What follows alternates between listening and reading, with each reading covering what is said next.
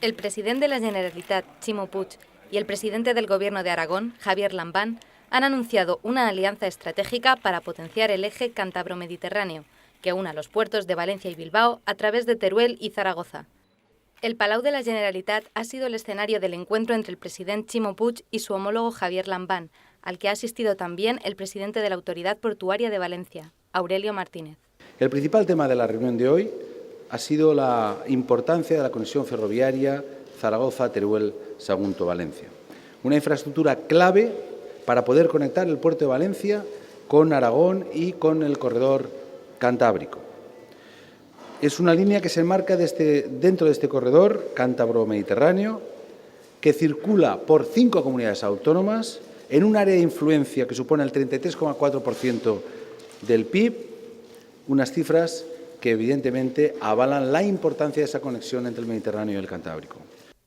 Como primer paso, Puig ha anunciado la inversión de 50 millones de euros por parte de la Autoridad Portuaria de Valencia para mejorar la línea Zaragoza-Teruel-Sagunto-Valencia. Les anuncio la inversión de 50 millones de euros por parte de la Autoridad Portuaria de Valencia para la mejora de la línea ferroviaria. Es una inversión que es posible gracias a la buena gestión del puerto de Valencia.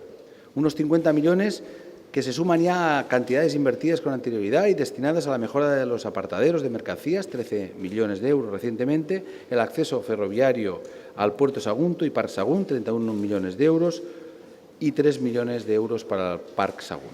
En total, una inversión que está haciendo el puerto de 84 millones de euros.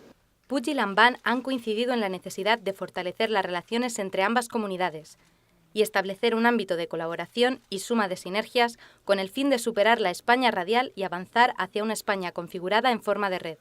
En este sentido, una de las iniciativas derivadas de esta alianza estratégica será la celebración de una cumbre en Teruel durante los primeros meses del próximo año.